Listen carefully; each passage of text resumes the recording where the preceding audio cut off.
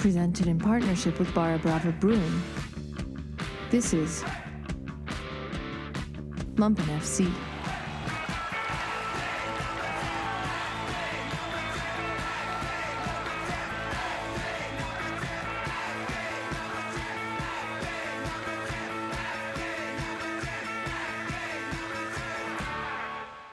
All right, welcome back to Lumpen FC Radio.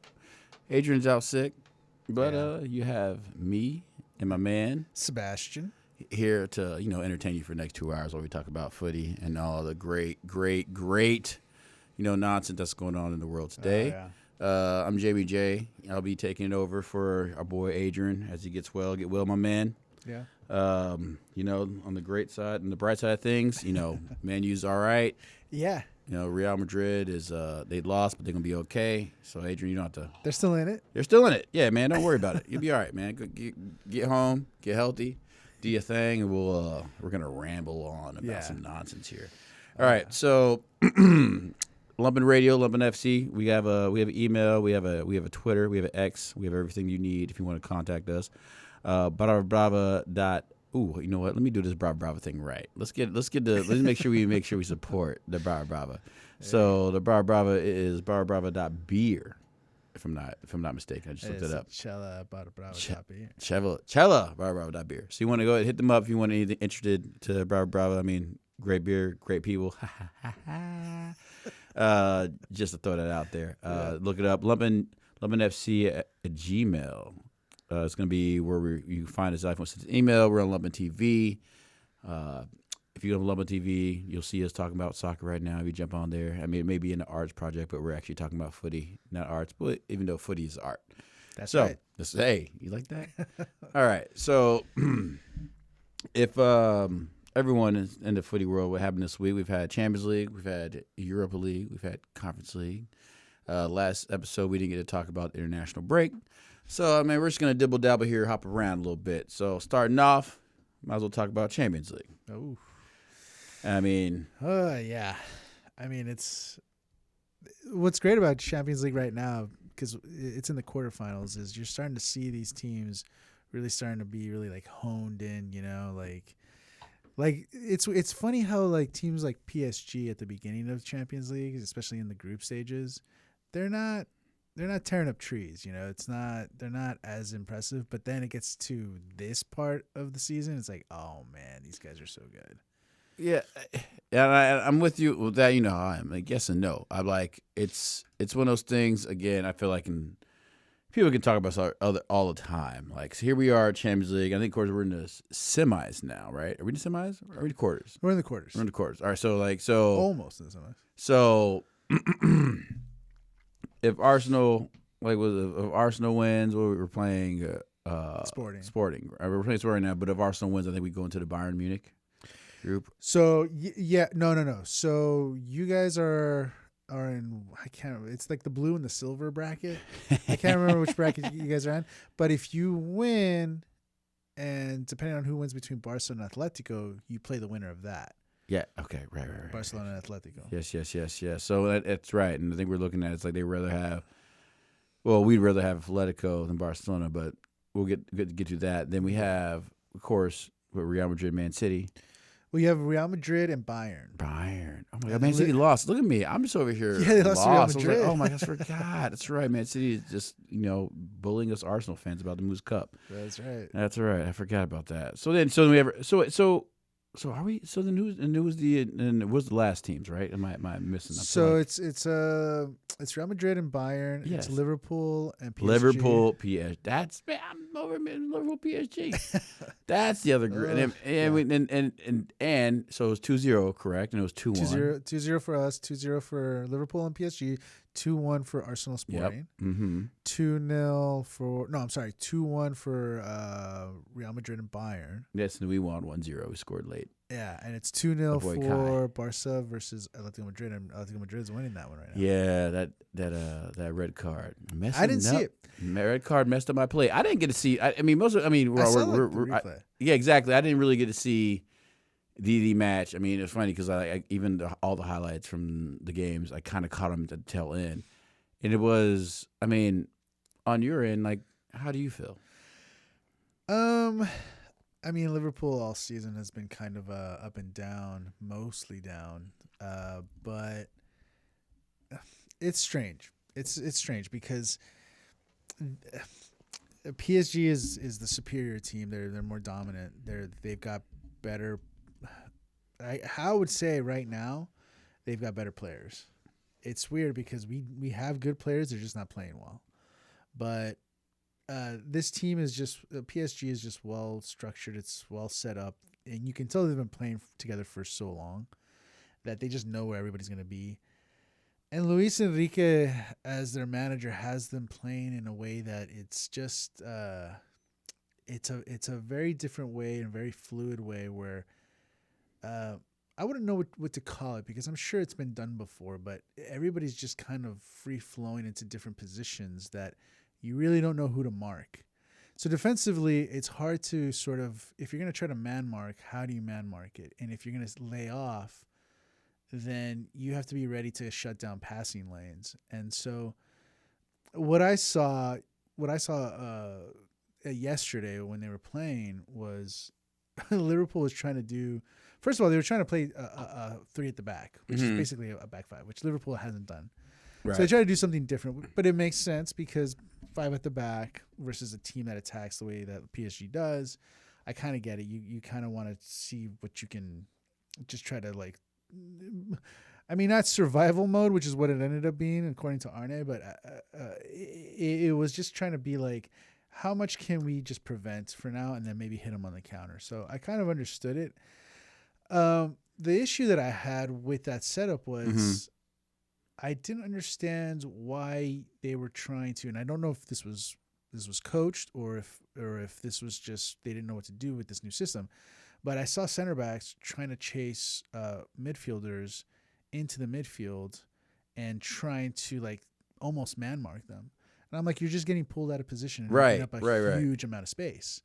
So it's almost like they weren't comfortable and they didn't know what to do. They didn't know whether to stick or twist, as the saying goes. Like, so PSG used that to their advantage, and that was to their benefit. That's PSG is looking for a team like that. They want to get you out of position. They want all those gaps because somebody eventually is going to run into them, and that's what was happening. Yes. The fact that it was 2-0 was a miracle. Well, and I was gonna say, like, for me, if I was looking in, I'm outside looking in, and you look at the stats, they're like, yeah, now we're talking about 74% possession, for PSG, right? 26 Liverpool, 18 total shots, and we had none on target. And you had three none on target. They had 6 on target. Mm-hmm. I'm like, and PSG had 40. So like in my head, it's like, okay, we're Liverpool. And I think it's like a sneaky little snaky thing that, PSG, you may have had these possession and chances, but they may have messed up, in my opinion, because they're going to Liverpool. And now, like, I don't care what anyone says, Isak's back, and that's just different. I mean, that's another issue they're going to have to deal with. I think I do think that I don't like that. We talked about this last episode. It's fishy that PSG's next match is away at Liverpool. Right. I think that alone right there is like, it just isn't right because it's just not right. That shouldn't happen. That is crazy, like, corrupt in my eyes. Like, if we could just take a break anytime we think we're gonna play a hard team on the road, right? Like that doesn't make any sense. And the fact that UEFA was just cool with that, so now they have a whole break until the next team, like, we play on the weekend, right? No, but they don't play until whenever they move that play. And not only did they get that one postponed, it's the team again. It's Lens who's in second place battling against them for first place for winning the league. So it screws over both Liverpool and Lens to be able to do that. And the fact that the league was like, just go ahead and do it. Lens said, no, we don't want this to happen. And they still voted against it. Right, like, which is total nonsense. Yeah. And, I had to hit the red button last time I was on the show, so I make sure I keep it clean. But, man, no, that kind of rubbed me the wrong way. And actually, when I was looking on the football app, I was like, oh, yeah, I was looking at PSG. I was like, who they got to play this weekend? Oh, nobody. It's scratched off. They don't Yeah. play until Tuesday, which is not like doesn't make any sense. It's not right. It just feels bad. So like I really do hope like somehow Liverpool does come out and beat them because they deserve it. They're not trying to. Yeah. Liverpool's not trying to change their schedule. They're not trying to get out of this match. They Wouldn't be went able there, to. and that's a good result. And I thought the whole point, or one of the things is what is Champions League. You're supposed to deal what you have to deal with. The thing is, so that's what I saw a lot of it online was the reaction to it, especially from PSG fans, was not just that they were fine with winning, but they were all kind of mad that they didn't win by more. And fair enough, they should have. I mean, our goalkeeper Marbatashvili did a great job saving us in a couple of spots where that scoreline could have easily been 4-0. Yeah, I know there's a couple people that have been like, yo, like they could have been 6-0 or something. Supposedly, like, again, but I still have this. Like you're at home, you're at the Parc des Princes, or whatever it is. So like, yeah, you're gonna be dominant, and you still have good players. You have great players on that team. Yeah. Granted, you're expected to win a league every year because of how that league is ran, and no one else can be better than PSG. Right. And then the fact that anytime it gets close, a team like Lens will get close to you, and now all of a sudden they're postponing games. That is not. It's just not fair, man. And like that's just, you can't. And the whole point of the Champions League, Super League is like, yeah, unless there's a whole agreement where they come out with everyone just playing lesser games, you can't just like, man, you think like Liverpool or Arsenal could just be like, no, we don't want to play this week. Right. Like, you know what I'm saying? Like, and it's not like the club's broke. Yeah. That should be something where, because it has such an effect on this tournaments and on your league, that should be something where UEFA should be able to say either everybody is able to do this or nobody's able to do this. That should be across the board, in my opinion, because, I mean, it gives you an unfair advantage in that sense. As it is, Premier League already has to play an extra tournament, right? And that's funny, yeah. And you say that, and it's like, and I hear some pundits complain about why, like in my eyes, will always be like England should always have 5 spots for Europe, just because we literally have to play. Yeah. When I say we, here's where they literally have to play more games than anybody else. Yeah. Unless you're talking about playing in South American leagues, like in Brazil, when you got the Libertadores going on, the Sudamericana, where those players are playing year round all the time. Like, but we don't have now. There's like this. We don't have the break that Italy and Spain.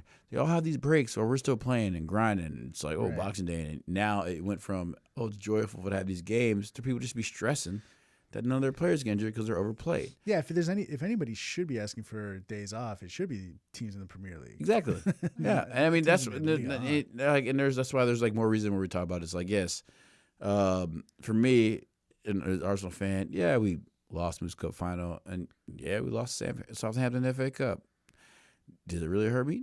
No. I know now. I know. Like for me, it's like at least we can dwindle those games out or get rid of those, and now I can at least move on, and we have the Champions League and the league, which is mainly the only 2 real things we want to win, right? Yeah. It's like, and then the fact that there's like other countries getting breaks, and then another country, as well, we were talking about France, Ligue 1, that is letting their team move a game because they want them to be fresh to play in the Champions League. That doesn't make any sense. Yeah, and also it's kind of like the other insulting part of it is, do you really need it? Right. I mean, come on. Look, okay, I get that you're respecting Liverpool, but come on. Did you really need it that badly that, we got to rest for a full 7 days before we play this team again? It's kind of like, come on.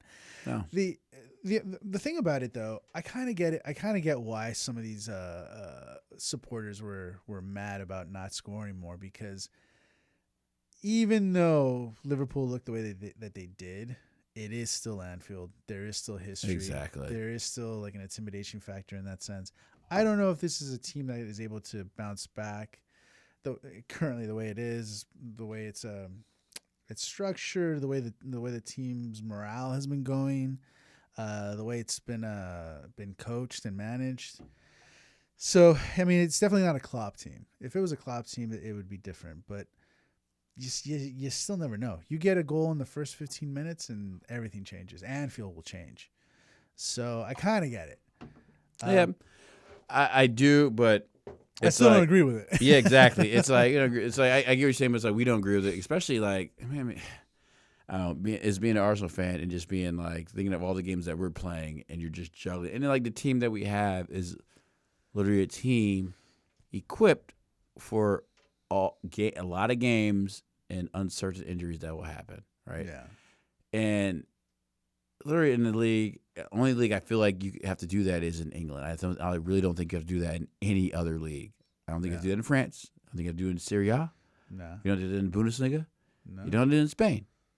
You don't. Like all the other teams, and that's why like it's good to see, in my opinion, just like it's like a no-brainer that EPL already has the 5th spot for Champions League, and it is possible for them to have 6 or 7 teams. And my thing is like, yeah, it makes sense because all the other leagues need to figure it out. Right.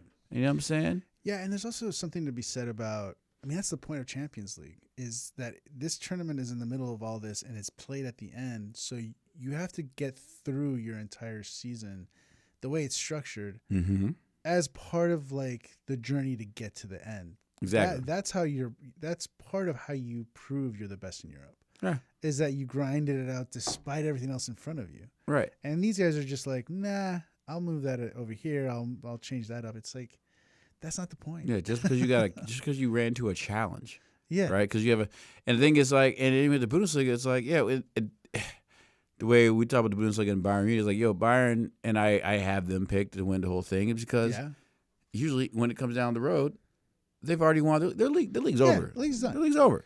Like you know what I'm saying, like, and they don't, and then like I don't know, like I look for the DFK Pokal, whatever.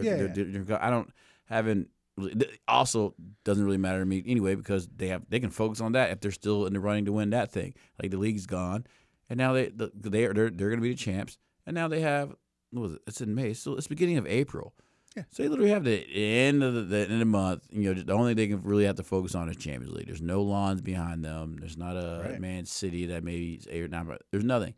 And like so, each year when that happens, I think it's like common sense to be like, you can't rule them out. Barcelona is down, man, but I don't think it's safe to rule Barcelona out because they could easily score more than 2 goals with 11 men when they go to Atletico Madrid, right? Right.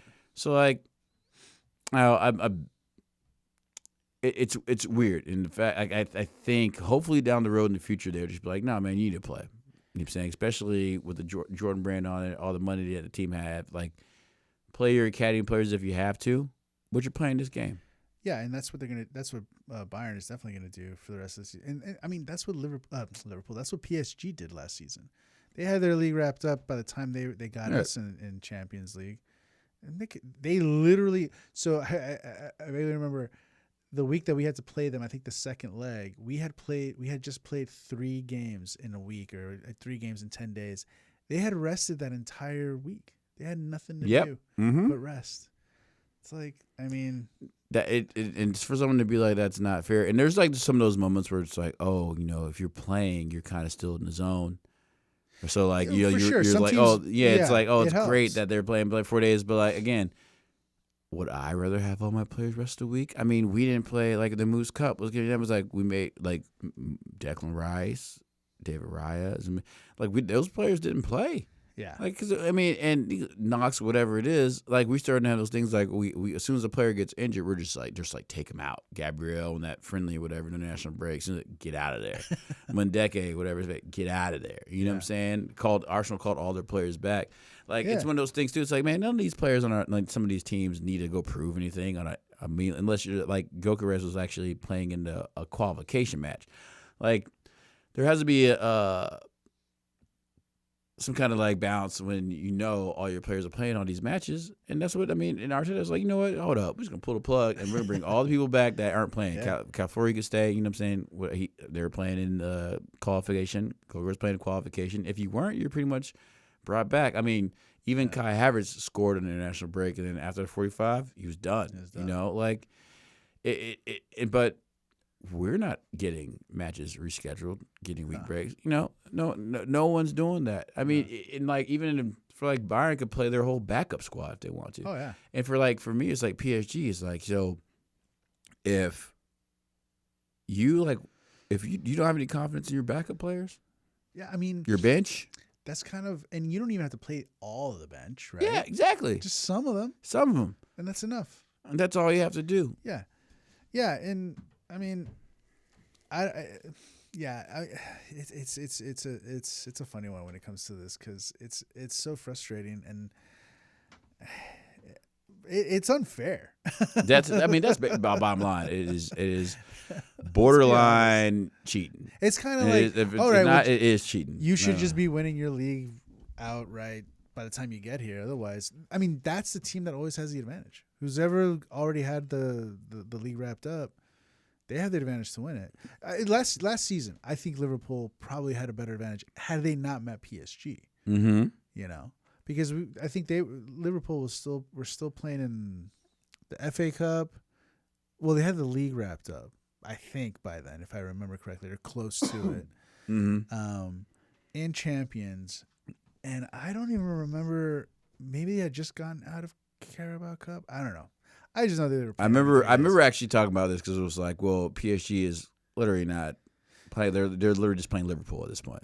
Yeah, that's all they were You know what I'm saying? doing. It was all like it was just like Everything one of else those was things. And like, again, I don't know.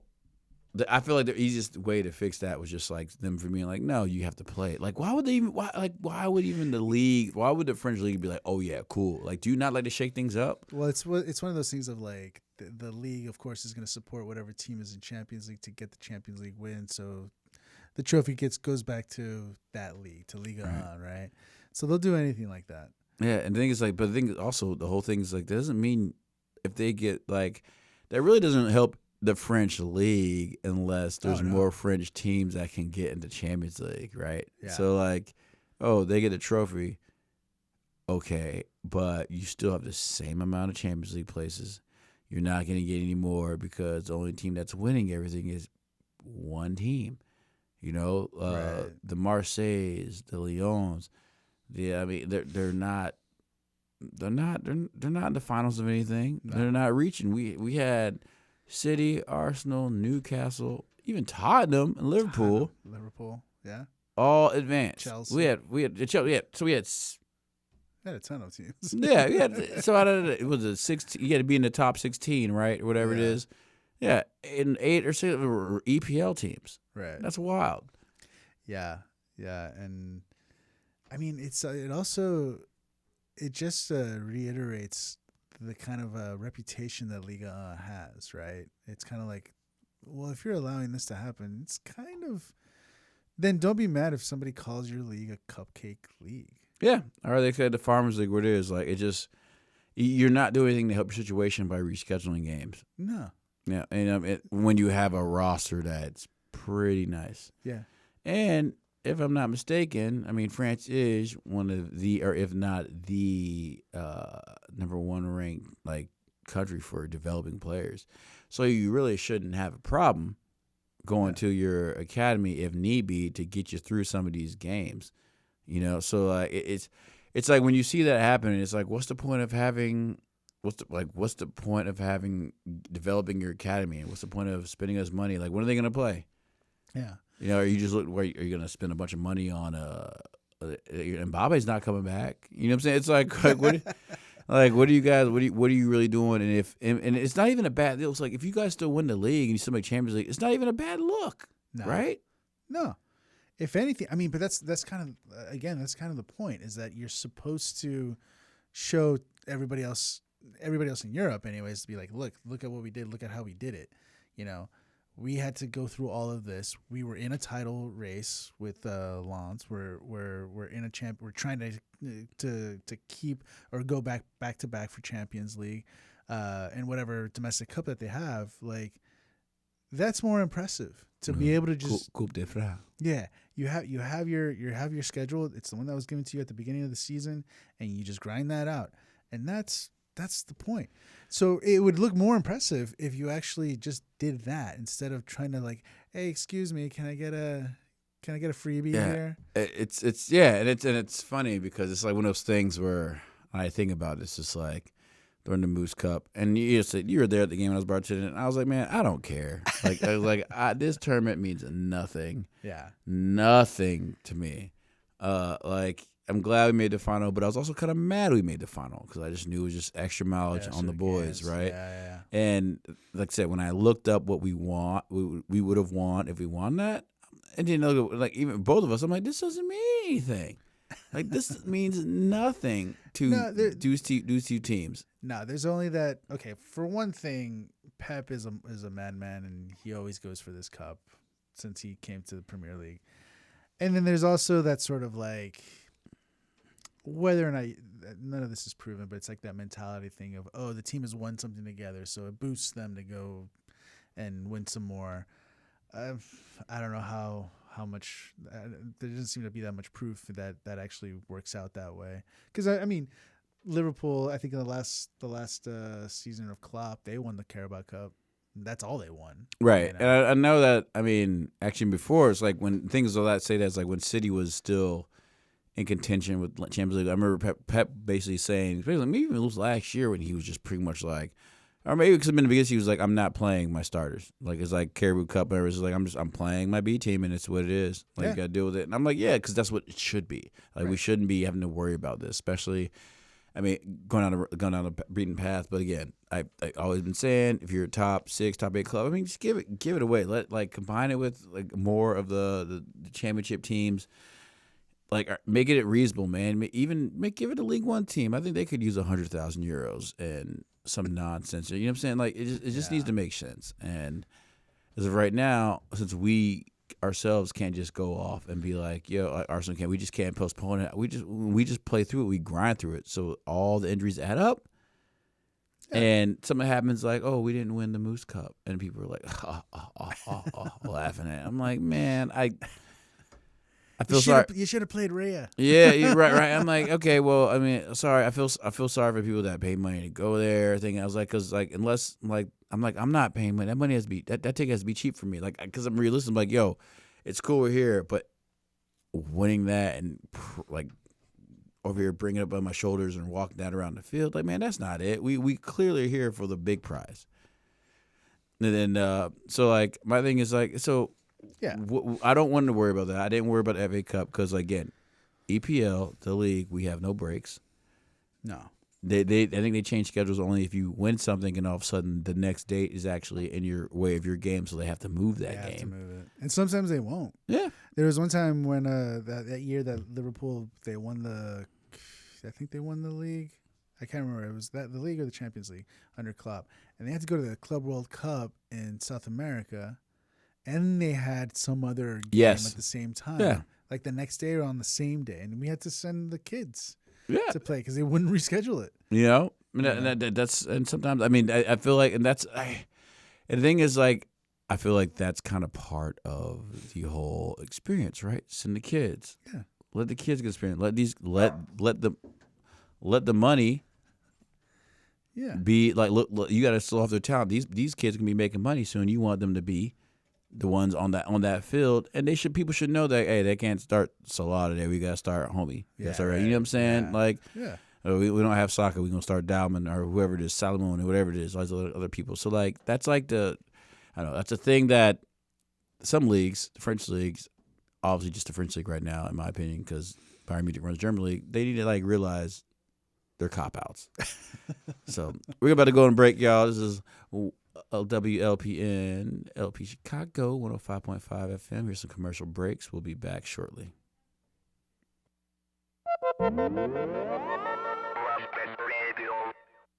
Yes, Gomez Peña is back. The Mix Files are back in Lumpen Radio. Now, broadcasting from both San Francisco, Califas, and Mexico City.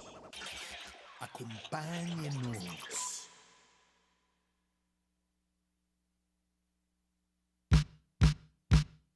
Thirty-second promo.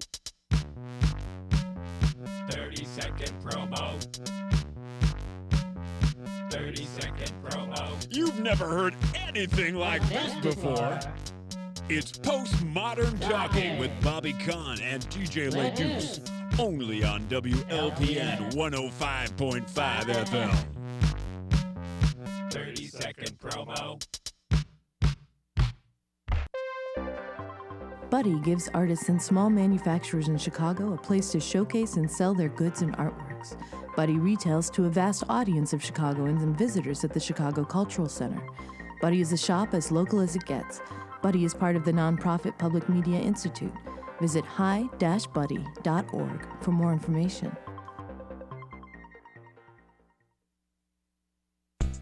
With threats of raids and immigration enforcement in Chicago, know that we all have rights, regardless of immigration status.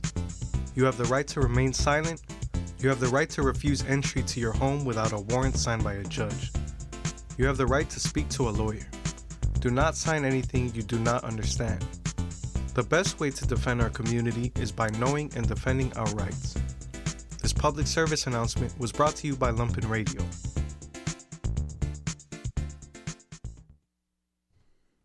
All right, we're back from a break. I guess I said commercials last break. And I guess we don't have commercials. We're not sponsored by anything, and you cannot look us up on the app and see commercials. So it was a break. So now we're back. So going off the Champions League, right off the road into that, the finals. All right, we got our first legs out the way. How you feeling? I feel, I'm glad. I'm happy. It's one of those things, though. Here we are again. When it comes to Arsenal, I love that Kai scored. I didn't see the game. Were you guys? You didn't score until the last minute. Right? Bro, I was working, so it was like I was kind of working through the whole time, and I was more like I had the game in my ear. I caught the highlights, and it seemed like Arsenal was, in my opinion, was still the better team for being on the road. Mm-hmm. Sporting CB kind of got us a couple years ago. I forgot if that was Europa or Champions League, but they beat us. And they kind of got us at home, and that was like I remember being. I was like, man, I didn't make me feel great. Having Odegaard kind of got a knock again, and I'm pretty sure he's not going to be available this weekend. Which, whatever. I didn't see how the injury happened, but Eze's back in training, so that's what's up. Okay. So that's cool. So, again. And with Odegaard, it's kind of my least worry as long as they can get healthy and as long as it's not a big knock. Because I do think they both bring a different aspect of the team. And I've always been preaching about injuries, right? Excuse me. Injuries are such a big deal when you're playing so many matches. Mm-hmm. And I feel like this Arsenal team is kind of reminds me of me playing FIFA because every time, I don't know if everyone feels, but when you play FIFA, you are EA Sport, EAFC, whatever it is now. But you go there and you literally did what your manager wanted to do, right? You go buy a player for every position. You kind of do dibble and dabble, do what you got to do, and we have done that. And I feel like we have a perfect structure of why we have to do that. It's because you never know what's going to happen. Mm-hmm. And you never know when a player's going to come back. It's just so many different things. And when you can't get games just, rescheduled when you have to play an important match, it's, you can't, when you have to figure it out, whether it's your academy or if it's buying players at the right price. Yeah. Knowing that they may not play that much, like a Norgard, but keeping them in the right mindset that we will need you because literally every game is pretty important. Yeah. There's not a game that doesn't mean anything. Yeah. At this point, yeah. You're right. Even in the beginning, because you think about it, hey, when the player like Norgard or Azpilicueta goes in, it's hey, we depend on you to be able to take this position, play this position with our stars out. Right. we need you to be that anchor. And that could be a lot of pressure for some of them, but when you got the right team together and it all molds, it works. Like a Mondeke or Martinelli Trossard. You have to have people that are willing to come off the bench and know they're not going to be there every game to succeed or to win, especially in EPL. Right. There's other leagues where you can do all kinds of willy-nilly nonsense and still be on top. You and I are looking to talk about it right now. Actually, what we should talk about too while we're talking about it is how happy I am that Barcelona lost. So just jumping onto that as we talk about teams that buy players that we really don't know how they can get somehow selling image rights to their stadium, and they are still a top team because the league needs them to be a top team or that league will fail. They lost 2-0.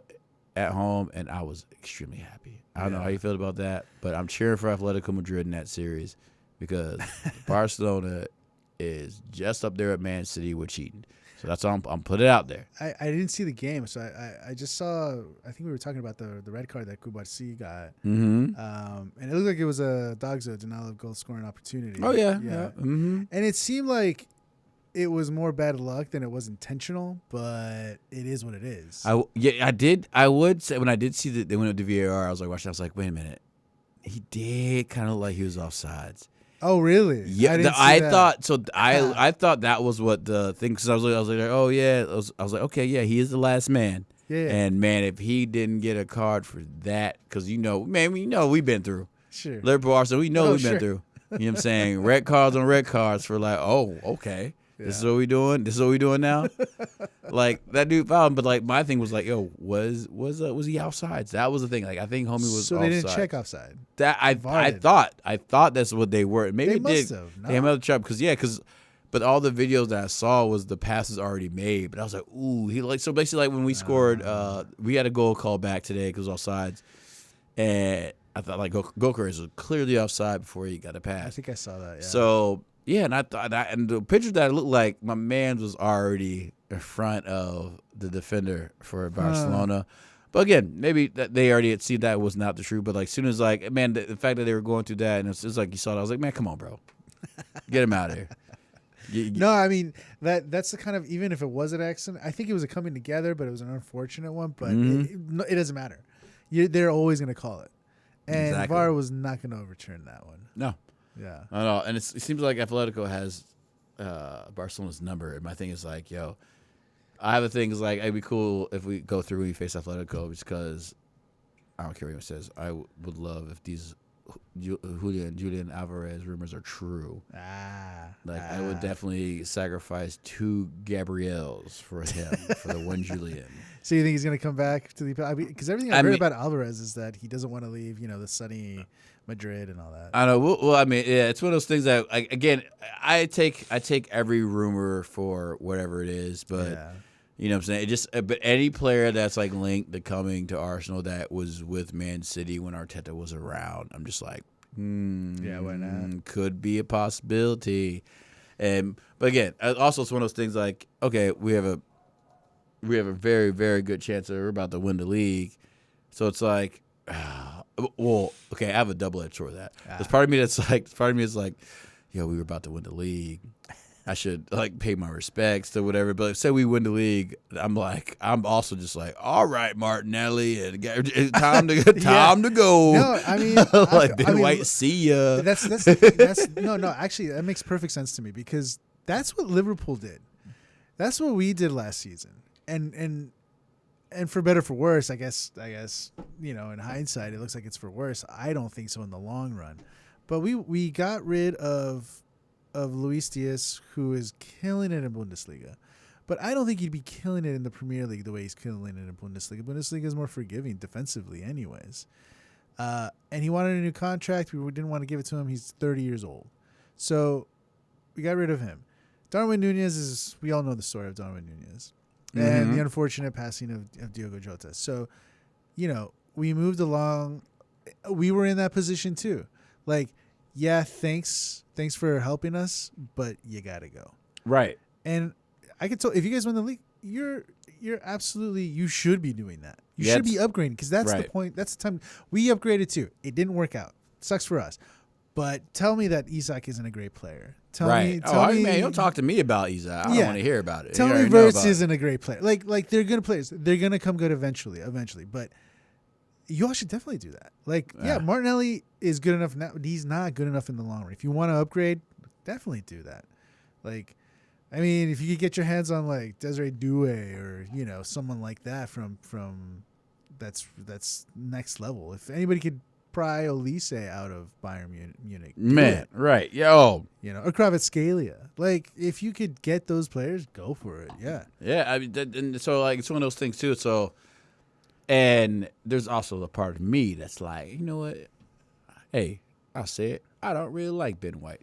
So, like, I can't believe he's still there. Yeah, I was like, I don't know. I was like, man, it ain't you, my man, or maybe it is you. It's you, but I'm like, I see, just like I was ripping on Martinelli, man, beginning of the season. I was ready for him to go too, and man, I will eat my words. I was like, I'll eat my words. I'll eat my words this season. Martinelli's came through, and I apologize, but I wouldn't mind him leaving to bring in somebody else. Because the thing is, like, also that because we do have.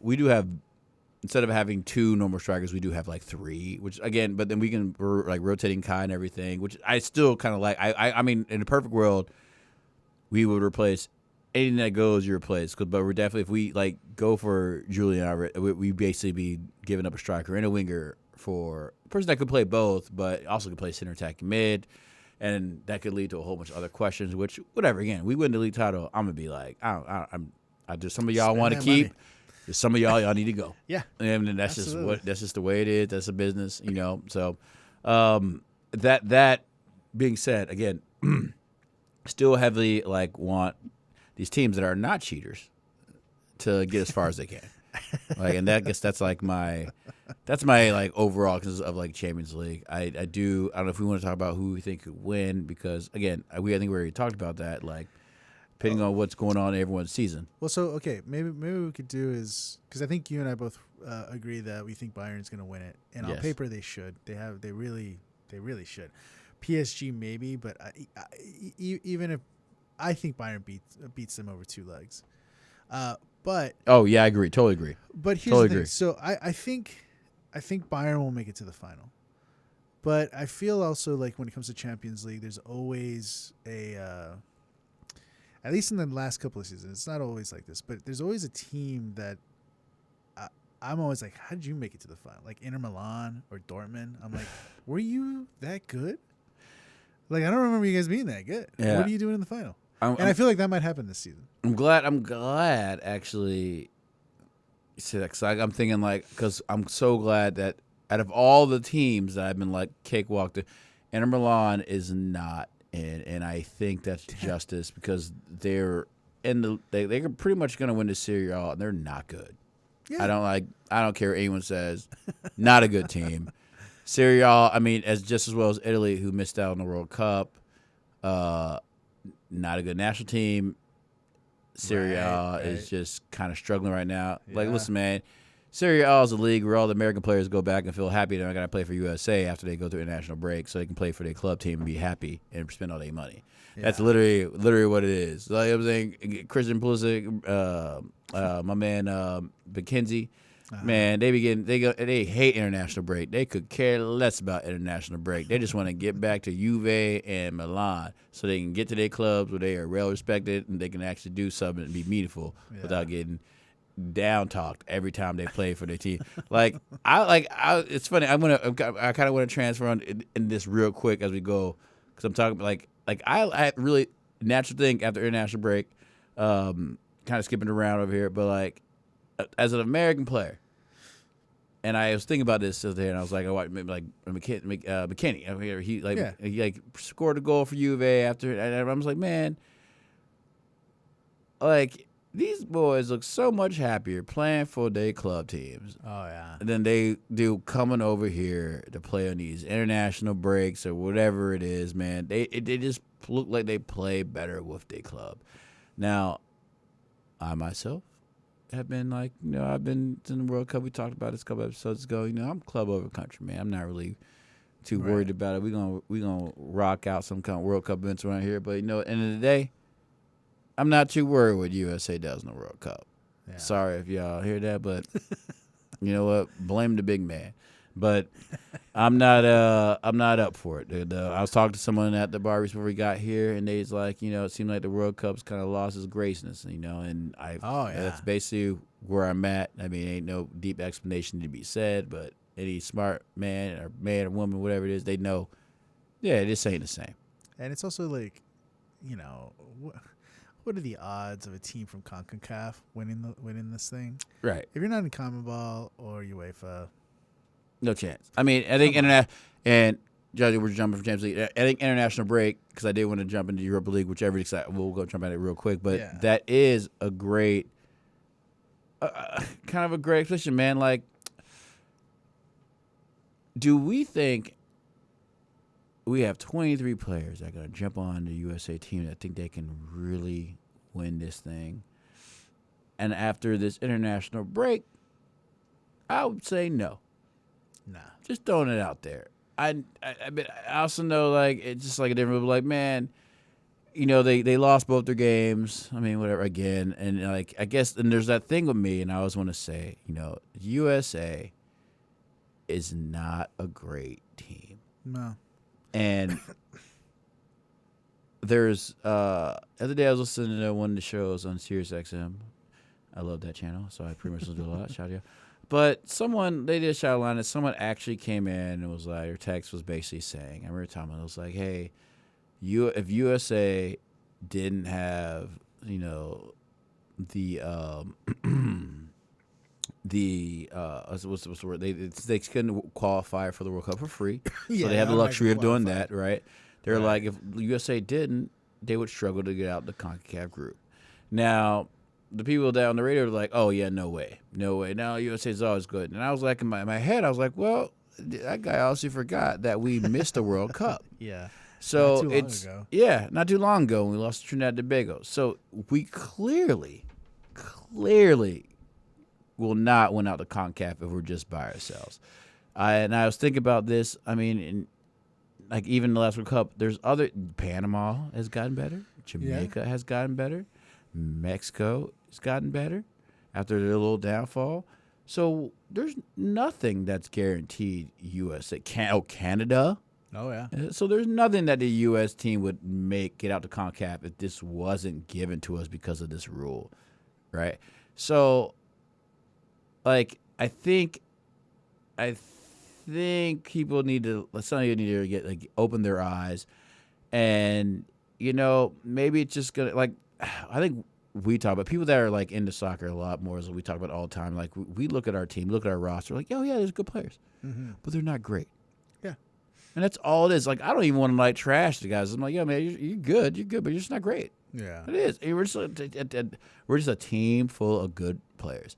Or like we don't like, and honestly, man, like we got to stop treating Captain America CP like he's like the American Messi. He ain't. No. He's not even close, man. Nah. You know what I'm saying?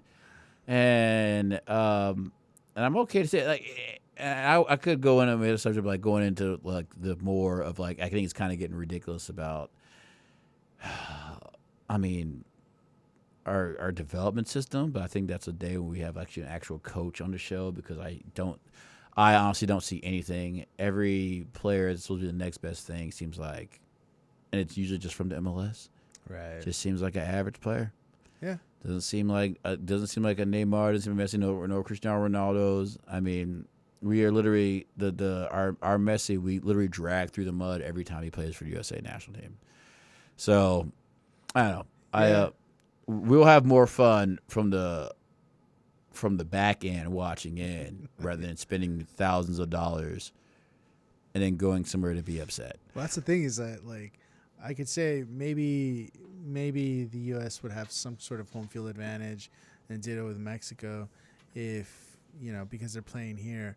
But then it's like what average soccer supporter is going to be able to afford these tickets anyways? Yeah.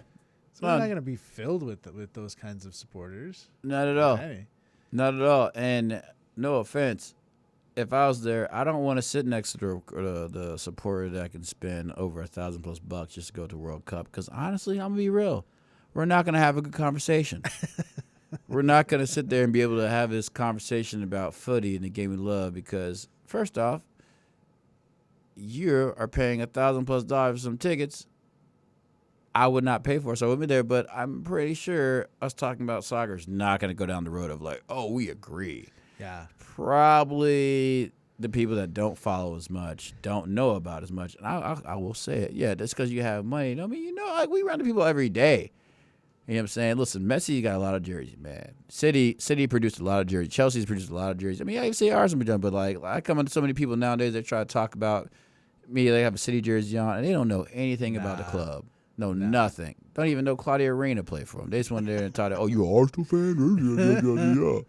Well, all right, man. You name me like 10 people on your roster out of like 10 years. You know what I'm saying? I just walk away, and they're like, "Oh, okay, right." Like, go get some oil. So like, it's like it's just like buy more players, be more corrupt. 115 Chargers. Yeah. It's weird. It's weird, and I think like for us, we're planning on doing our own World Cup stuff around here because we're a part of the rest of America that just doesn't want to pay $1,000 to be upset and inconvenienced, and it's uncomfortable. Yeah, and it's not. It's also like, I mean, if FIFA is just playing that sort of game of, well, too bad, right? That's Infantino essentially came out and said, these prices are what they are, and if you can't afford those prices, it's not up to FIFA to fix your personal problems that you can't afford these. These are perfectly reasonable prices. It's like, man, you're so detached. It's like he's gonna run for president of America here in a couple years. It's it's a you problem. You can't wild. afford it. It's so why you poor? Yeah, like bro. Dang, like man. why? Why? Even Cristiano Ronaldo was broke, my guy, and now he's great. Like, and they're just like.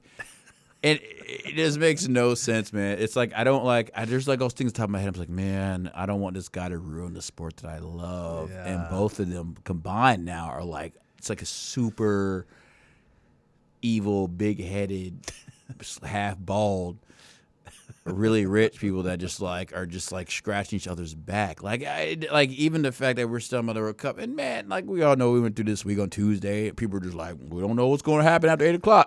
2000, we don't know what's going on. And I'm saying, the 2 weeks ceasefire, and we still have. He came out saying, "Oh, ain't no plan A, B. Iran comes to the World Cup." Like what? Like what? You just gotta Just like that, huh? Nah, y'all coming. Y'all coming. Y'all ain't. There's no plan A, B, C. So like, is someone getting buys? Is Egypt just gonna go to the quarterfinals already? They get to the round or whatever.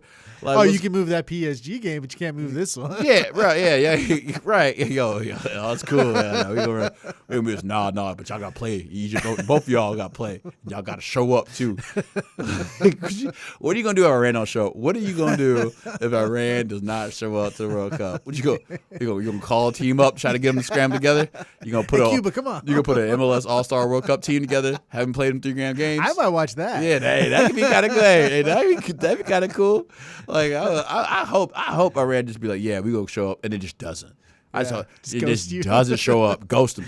Fantino gets ghosted. Yeah. Oh, I want the storm of so many angry people, all the angry people, the people that actually went, people at the game. You were just gonna I just want you to deal with all that, and I want you to feel that, and I want you to deal with it. Scramble together, bro. I want you to. Hey, you know what? Hey, we America, we got all kinds of players there. I bet we could find 23 Iranian players that just play non-league soccer and throw a team together. What you gonna do? What you gonna do? What you gonna do, man? I can see Infantino just like, no refunds, turns off the lights. Man, right. As soon as a game, we have a night game, it's gonna go past the time limit. He's gonna turn them off. It could be injury time. He's gonna turn the lights off. Everybody get out. Bad park manager. No, you got to go. Turn the lights off. I mean, there's rumors of, not just these tickets being extremely expensive, but that they're trying to give away to just like influencers who don't know anything, because they have like 1 million followers. Man, don't even get me started on that.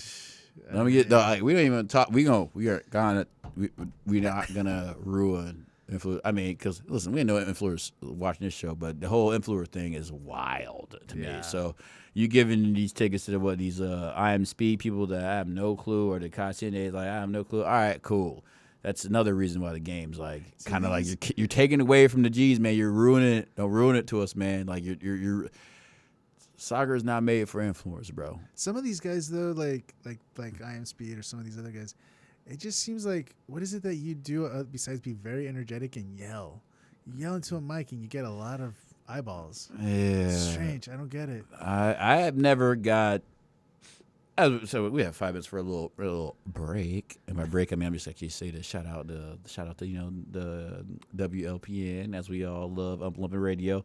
But the whole thing of the influence thing is, in my opinion, kind of way USA is going. It doesn't make sense, because why would the biggest tournament in the world need influencers? Yes, I'm here with you on that. Just play the game. Well, It's not broke. What are you trying to fix? You think I'll open my phone and well, I'm not. I have to see influencers anyway, but I'll open my phone, have an influencer tell me to go spend $1,200. $1,200. You think I'm just gonna go do that because an influencer told me? Yeah. No, man. Like, are you kidding me? Are you like that? And now you telling me that makes me more upset. That's like, I mean, it's like, cause, man, I've met some. Oh man, I met some of these influencers, bro. And let me tell you, y'all, if like this is what y'all need to get you out the crib, to get you out the house, to go explore, man, your life is horrible. Yeah. I'm gonna tell you that right now. Your life is awful. If you can't just go out, look on your you have a phone. You can't go out and look at times of games, talk to normal people, to see what they are about. Like what is like that's crazy. That is crazy. Yo, there's still like we still have a beautiful world out there. You know, what I mean, yeah, as of right now, you can still go out and go find things by yourself. You don't need someone on the phone. And then the same people these influencers be going to places asking the dumbest questions. Oh yeah. Like, yo, what's this? I saw it on the video. I don't know. Like, you know, what like you just watched the video, didn't know what you was watching?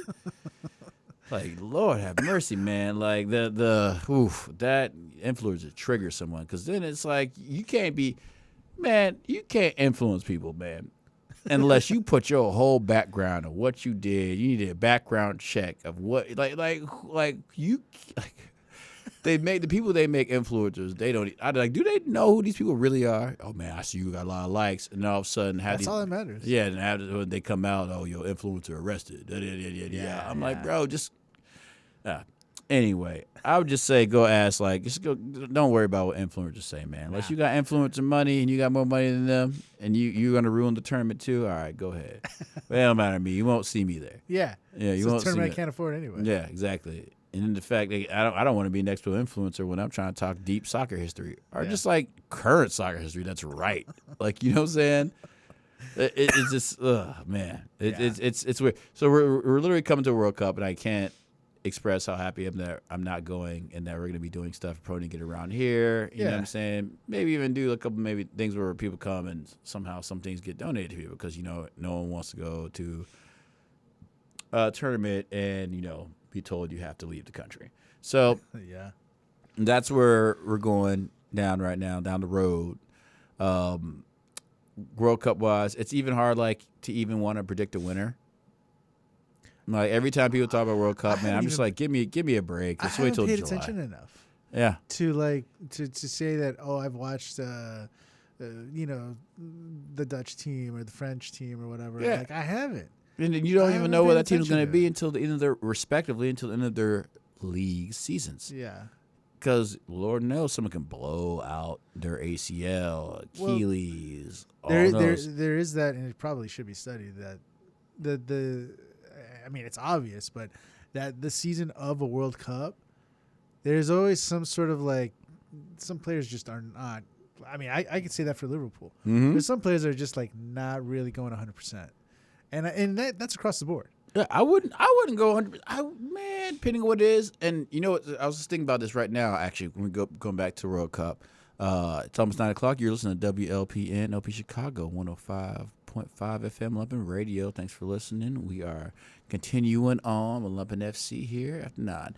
So what I was thinking is Jamaica. Yeah. Jamaica did not make the World Cup. Okay. They had to play the Democratic Republic of Congo. Uh-huh. I was watching that. I mean, Wisa, Tanzibi, the Democratic Republic did not have a bad team. And we were talking about this before AFCON, right? If USA had to play that Congo team, I don't think they would have made it. No. I think that Congo team would have won. Oh, yeah. And that's one of the things talking about when they're like, if USA wouldn't have made it if it wasn't in USA. And I kind of agree with that comment. I don't think we would have. And that game was for qualifications, or that was just a friendly? That was the qualification final. So that was this past weekend.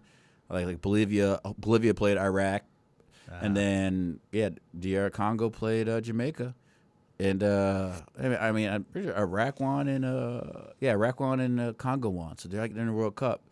And yeah, I mean, we were watching that Congo team. I was watching the Congo team. I was like, man, this team is good. There's some good players. Right. Like, and also with USA's defense, you think I'm gonna tell someone that Wisa ain't gonna score on our Reese defense? is a tricky one, man. You know what I'm saying? So like, yeah, it's tricky, man. The World Cup is gonna be real fun. We'll keep talking about that as we go on. I did want to kind of drum back. We're going back and forth. Oh, yeah. So EPL right now. So on point, we got 5 Champions League spots, right? Yeah. Potential to have That's locked 7. in, right? 5 is okay. done, but there is a chance that they could have 7 teams. How would that work? I'm pretty sure it's if Aston Villa wins The Europa, that's 6. Uh-huh. And I think if so one of the teams, if we get 5 spots, I think one of the teams may possibly, or I think also has to do with if it's like Aston Villa Forest, I know the Athletics said something, if Conference League, if Crystal Palace wins, right? So I think it's one of those things like Crystal Palace wins, say they win the Conference League, right? And depends on what place they end up. We already have that place would have to go to somebody else. So like right now in the Europa League, if Aston Villa say they top 5 right now, I think they're still top 5 or right outside. They're 3 or 3rd or 4th. Right, I think they're 4 right now. I think they're 4th. But and so say they win the Conference League, right? But then they end up in 6th. Right, so that means that 6th place is an open spot. So because they win the Europa League, they're in Champions League. I see. So then that's 6 teams. And then then the other team would be, because the other team would get booked up. So then there's a 7th spot that could open up as well, which is wild. But also, here we are. I feel like that's the right way to go. Yeah. Right? Look at the top 8. Look at the top 16. How many EPL teams were there? And I know some people were saying, they're like, there's that debate like, is EPL the toughest league, and who's the toughest league right now? And like, I feel like it's clearly the EPL. Yeah, it's clearly EPL, yeah. Right? Like, there's a reason that they had the 5 spots last year, which is great. And then they're gonna have 17 if they do get 7 teams, which they should. I think they should have 5 to 6 teams regardless. Like, at one point do other leagues look at this and be like, I know there's some pundits that disagree that this should be the way that, like, if they said, say England got the 5th spot this year, another group in another European league should have it next year. But I'm like, why? If they're not good, if they booty cheeks, why would we give them another spot? You have to be able to earn it, right? Exactly. Otherwise, why are you just giving it to a team that probably isn't going to challenge as well as some of these other teams? Yeah, I'm saying, there's literally one league that's we can sit here and look at and be like, man, up and down everything, relegation, promotion, the Europe Champions League, European spots. Like, besides and it's EPL, right? You know what I'm saying? Like, it's like no brainer. So it's kind of funny that like anyone would even like disagree that that they shouldn't have that many teams. It's like, man, look at your league, my man. It's not up to EPL. They're just the ones that are winning. Like, those teams are.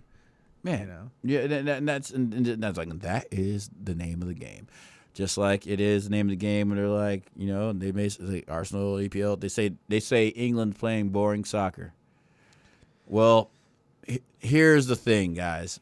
If every team wants to play a low block against a better team than them, that equals boring soccer. Yeah. But those boring teams go to Champions League in Europe and destroy these other teams because maybe they don't know how to play a low block or they don't want to, and they get beat. Yeah. There's nothing. I'm not lying. Go look at the games. It's clearly when we play other teams besides the PSG or your top teams, we go to those teams and we have a lot more space on the ball, a lot more time to make decisions. Yeah.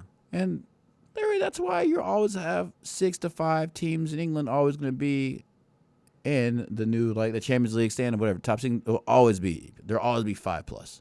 4+, I'd say. Yeah.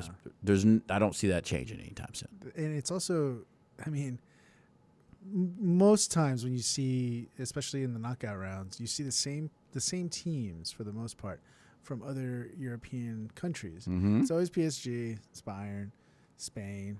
I'm sorry, Spain, Barcelona, Yeah. Barcelona, and Madrid. But from the English teams, it could be Man City, it could be Arsenal, it could be Liverpool, it could be Chelsea, it could be like Could be Newcastle. yeah, so it's never always the same English teams, which means it's a competitive league.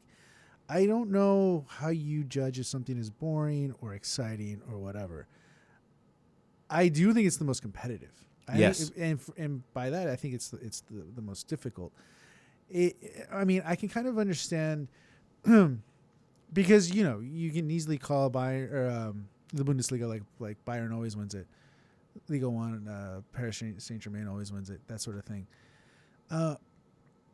And I guess recently you can say the same about EPL because Man City has won it so many times and Liverpool has won it twice, that sort of thing. Like it's kind of like the same kind of teams, but but in the last 5 seasons, you've had Chelsea win the Champions League, Liverpool win it, Man City win it. It's not always the same English team. Right. And that's not a coincidence. I'm here with you. Yeah. So Preaching. yeah, but when's the last time another Spanish team other than Real Madrid won it? If Real or Barcelona, it's like I'm saying, Real Madrid, Barcelona. Yeah, Barcelona hasn't won it in like 10 years. Yeah, and like when is like has Atletico Atletico never won? Yeah, they've you know what I'm never saying? won it. No, they don't get a chance to. When's the last time a Bundesliga team other than Bayern didn't win the Champions League? So I mean, they should be asking that kind of questions. Like, yes, yeah, England might have the EPL might have its problems, blah blah blah. But then why is it that so many different teams have won the biggest cup in Europe, whereas it's the same ones? If it's not the EPL teams, then it's Paris Saint-Germain who barely won it for the first time last season. Right. And if it's not that, it's Real Madrid who's won it 11 billion times. It's like, yeah, there's something to be said about that. And I thank you, my man, Seabass. See, we vibing right now. Vibing. I do have a question. You think like we talk about just in general, like so going back to Liverpool. So just in Liverpool, what do you think in general? I know there's a lot of riffraff talking there. Like, I mean, wherever you finish off next year, what do you? In the end of this year, I would like to just know, what do you think for Liverpool? What do you think about the coach? And then just your goal. And then I'll be right back because I have to run to the restroom. Okay. When it comes to Arne Slot, it's a little bit difficult to sort of it's tough because the issue with Arne Slot is, you can't dismiss the fact that he was part of us winning the league. He was part of inheriting a team that wasn't able to or didn't recruit anybody. So he was left with a team that was predominantly made by Klopp, but he was able to make some of those players like Ryan Gravenberch and so on. And even Mohamed Salah, he was able to improve them in a way that Klopp hadn't or wasn't able to, so on and so forth. So to say that it's tough because I understand that because of the results now, I get how supporters are saying that he's not a good manager, but I can't necessarily agree with that 100% because he is a good manager. A bad manager doesn't fluke a title. That just doesn't happen. I would say that he's specifically for Premier League, but I would say that for any league. I don't think it's just random that any coach just can win a league. It's extremely difficult, no matter what league you're in, to win it. And Slot is it's interesting, but at the end of the day, Slot has to take responsibility the way any manager in his position would. So the part of being a manager at this level is you are the lightning rod. You are going to get blamed for everything, even if it's not your fault. It's true. So the thing is, with Slot, for me as a supporter, my bare minimum of any coach at Liverpool, especially in the last decade, is you got to win something and you got to qualify for Champions League. If you don't do that, then you have to move on. And I even thought that the season that Klopp failed to do both, which was like, I think in 2022, 2023, I was like, and some were thinking that too. They're like, you might be done. You might have done all you could. And obviously he had more, but he never got us to another major. But he did win his trophies, and he did pull off some miracles. But that should be the level of expectations for a team like Liverpool. There's no reason why like teams like Real Madrid are able to do that, or Barcelona, or so on and so forth, and Liverpool can't. Like that's your level of expectations for them.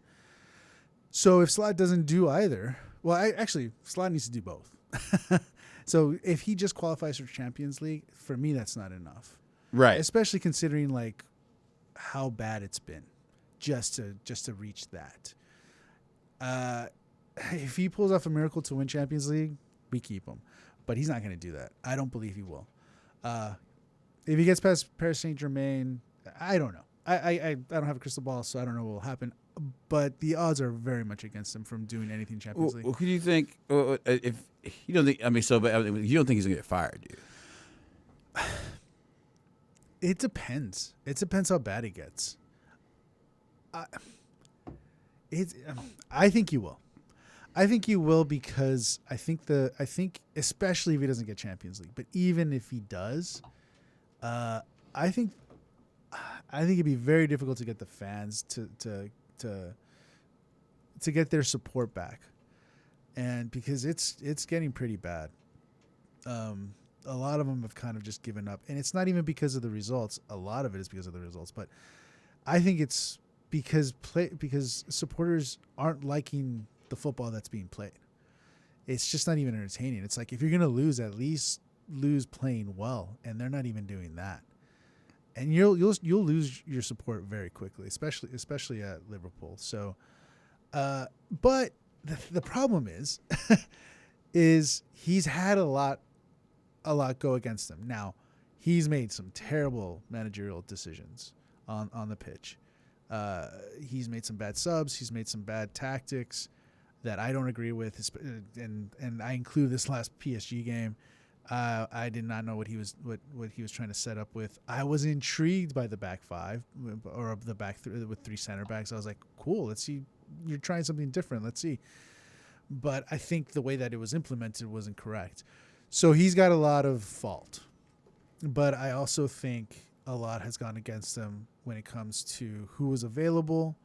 The fact that we changed a lot of players out, and half of the people that we changed out still was getting used to the league, still was getting used to moving into a different country, that sort of stuff. So I can see that there needed to be some bedding in period, and it's obvious. Like, to me, the first half of the season, I was like, it's just going to take a while for them to get there. Mm-hmm.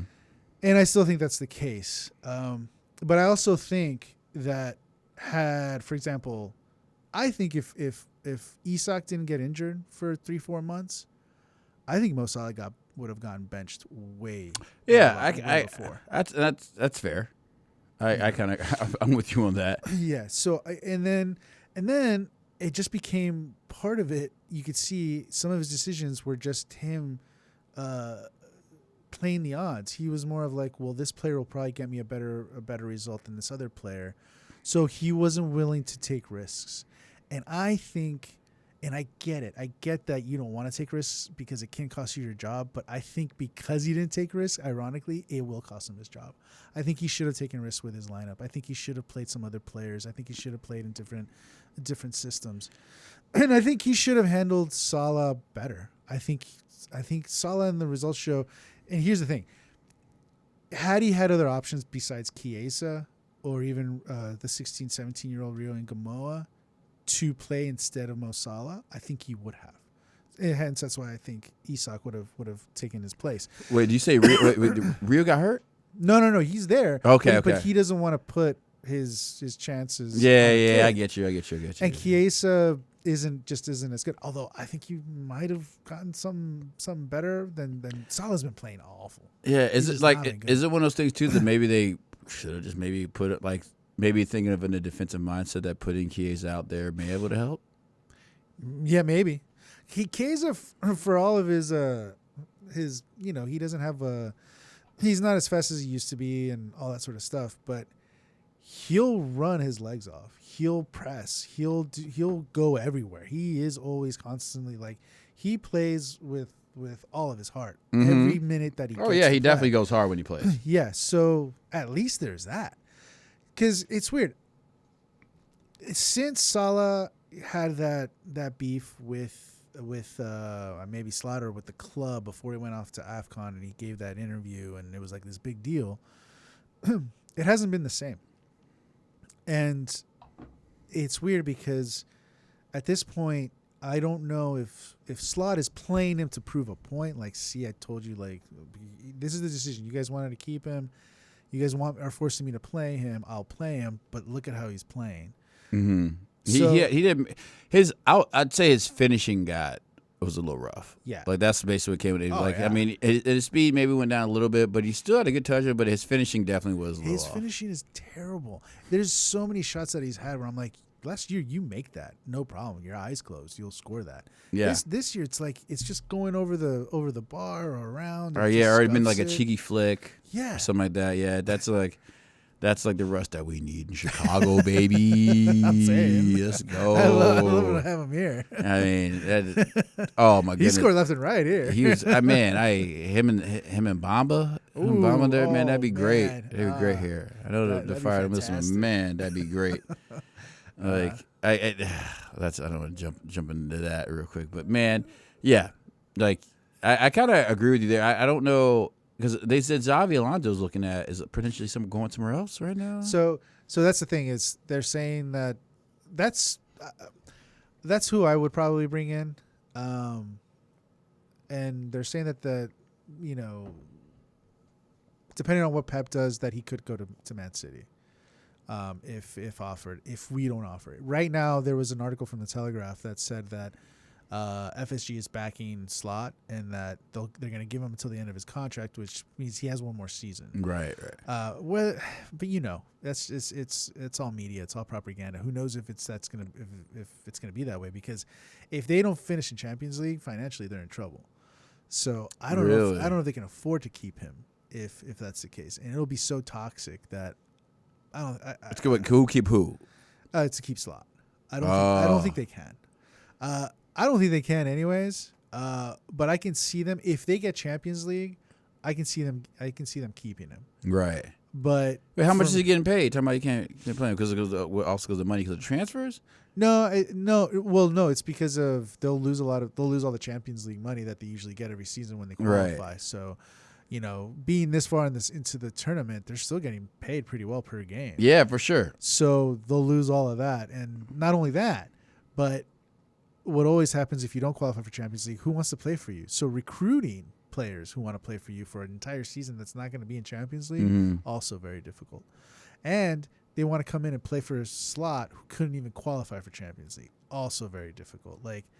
Interesting. So, I could see if we don't, they'll definitely can him.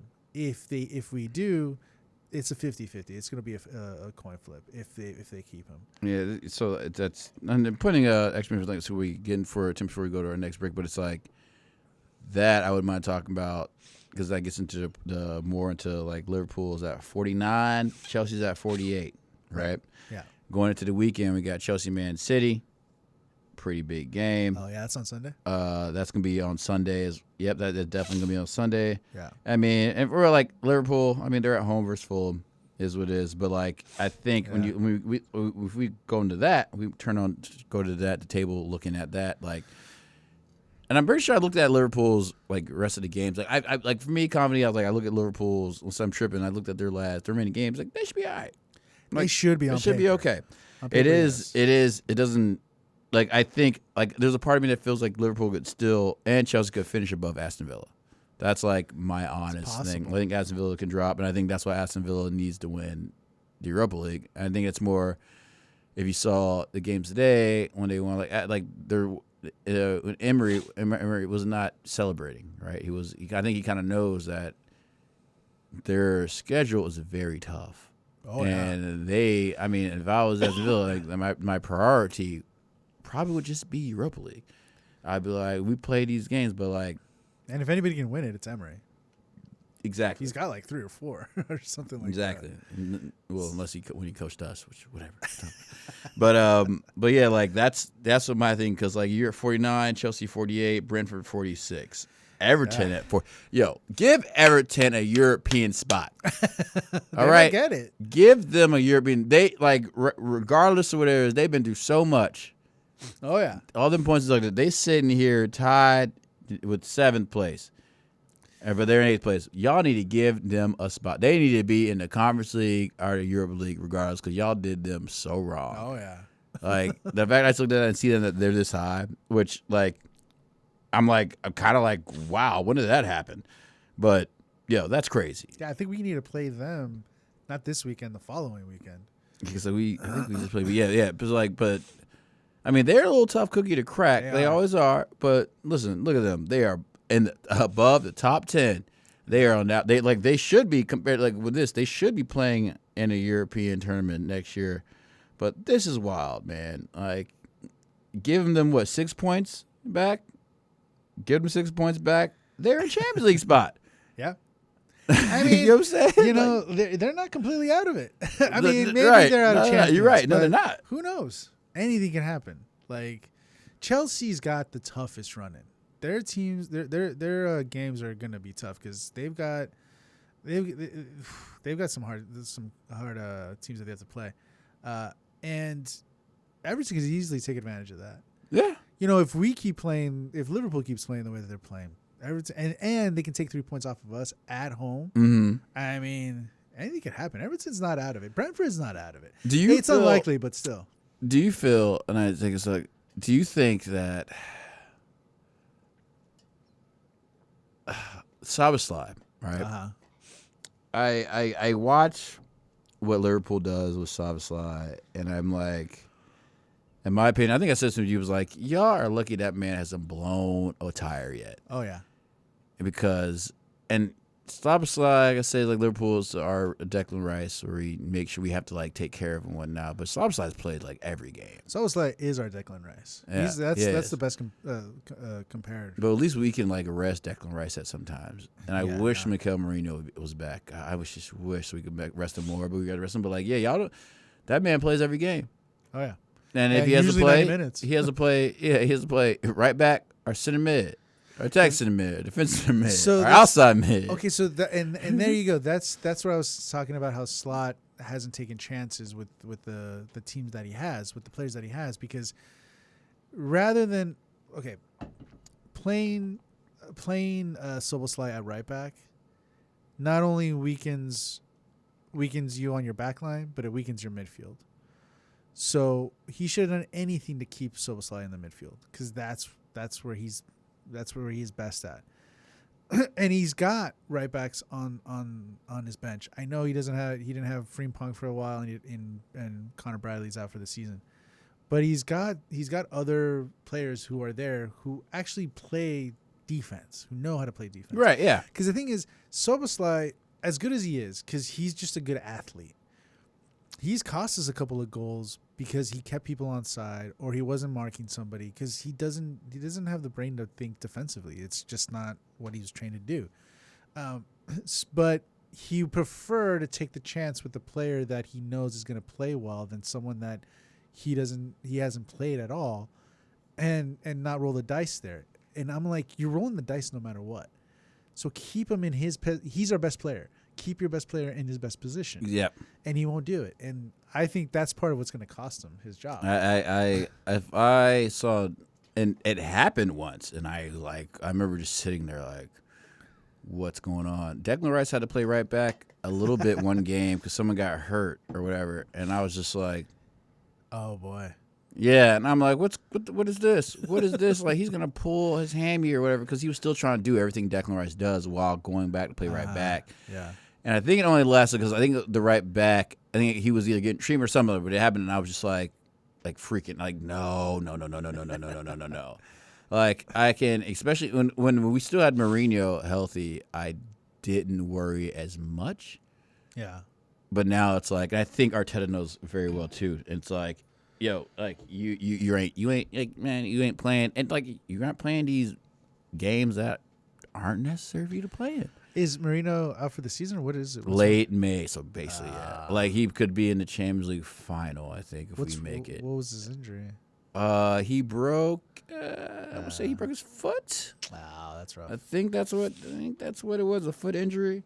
But like, yeah, he's been out for a while. But like, again, we've got, as soon as like, and then Odegaard's just having, everyone got giving him stick this year, and he's still a great player, but he just also had 2 injuries, and he kind of acted one up again, especially the 2. But I also said that those injuries, those are self-inflicted because he, like, I think he hurt his MCL on a tackle that it was just like he just stuck his leg out, and the dude just ran through his leg, and it was just like, buddy, that's not how you tackle in the EPL, my guy. Like, you're just asking for your leg to, like, you're just asking to get injured. And then it was the injury. Then the one, like, there was like they crossed the ball and he went for, instead of like, I was like, in my head I was like, he could have went for a diving header, but instead he went to like volley it, and then the goalie caught the same area for per se or whatever. So he was out for that, and then I didn't see what injury happened during the Champions League match, but he went down, and he's like, it's not as bad supposedly, but he's not gonna be there for the weekend. But Eze's back. So, like, there's always that sort of, we're all like, man, if we had everyone we needed, if everyone could stay healthy, man, like, again, if everyone, like, which is a very rare when you're playing for competitions and some.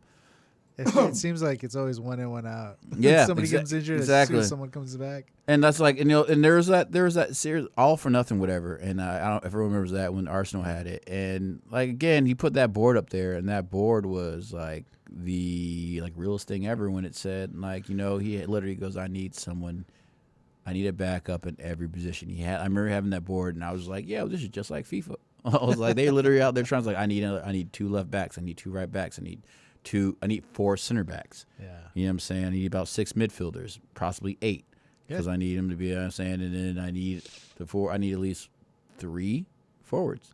You got to have 3. Yeah.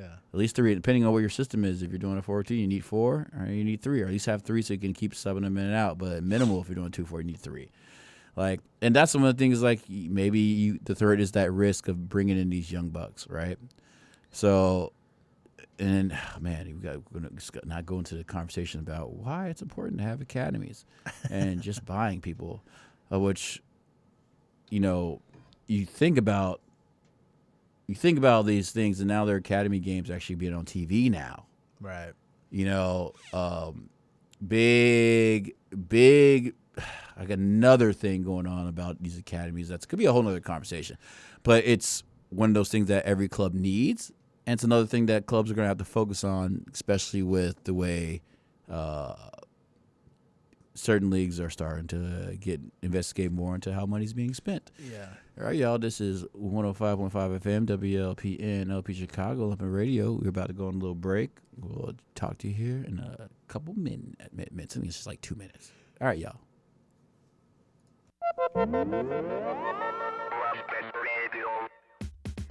This is Sadie Woods, and I'm bringing you Gridlock Sound Lab, Rush Hour Radio featuring house, Afro-Latin rhythms, world beat, disco, funk, soul, electro, and indie dance music. Gridlock Sound Lab, first and third Fridays at 4, only on 105.5 FM, Lumpen Radio.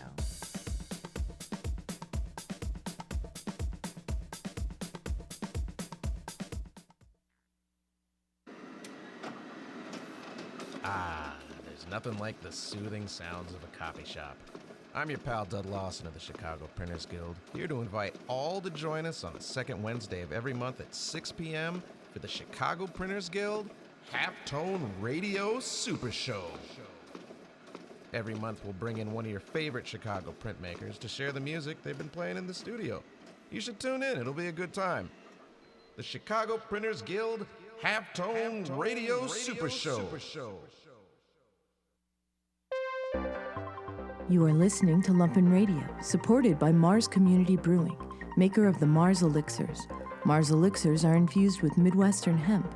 Mars Elixirs are available throughout Chicagoland. More information is available at drinkmars.com. That's drink, MARZ.com.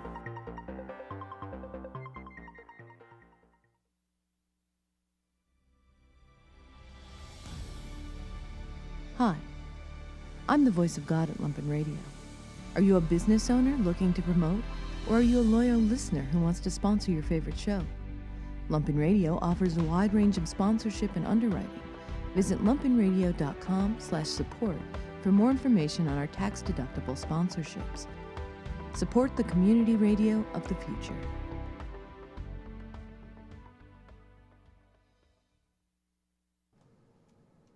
All right. Nice little break. And we back for the footy action. All right, last 30 minutes. We're going to get into, what's going on for the weekend.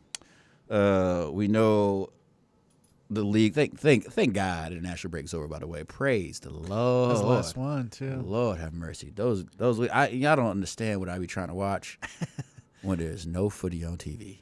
I just be going through it, just searching. Find it. Maybe catching some Saudi league matches. Be like, well, I must throw this on. Because it is. You just jonesing for that man, fix. right? Just waiting for the Red Stars to play.